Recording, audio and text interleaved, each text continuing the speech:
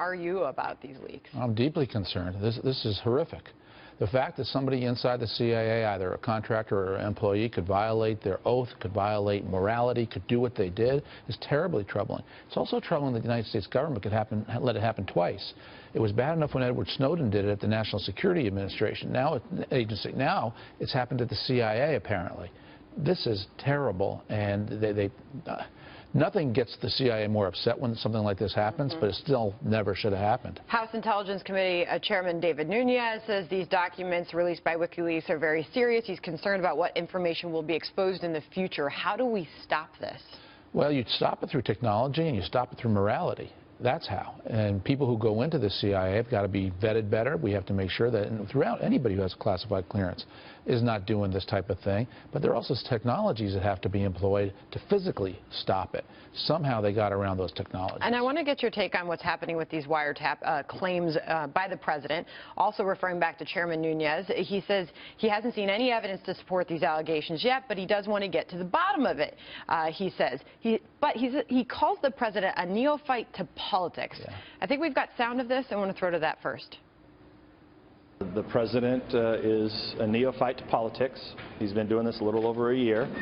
And I think a lot of the things that he says, you guys sometimes take literally. Sometimes he doesn't have 27 lawyers and staff looking at what he does, which is, I think, at times refreshing, and at times can also lead us to have to be sitting at a press conference like this answering questions that you guys are asking.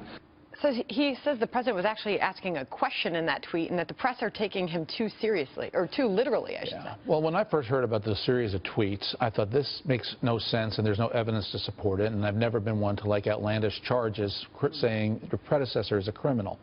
But then somebody brought to my attention a New York Times story that came out on January 19th, the day before the inauguration, which did in fact say that American law enforcement and intelligence agencies are examining intercepted communications and financial transactions as part of an investigation of Trump and Russian officials.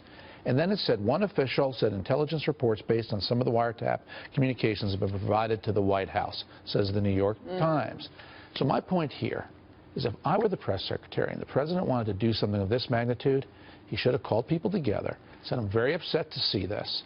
I want to issue a statement. The lawyer should have advised him. The press secretary should have known what was going to happen. But for the President Trump to say that this was a criminal violation by Barack Obama, he lost the key point here that he wanted to make about possible wiretapping. So the President Trump has brought this on himself, even though there may be a nugget of something here worth pursuing.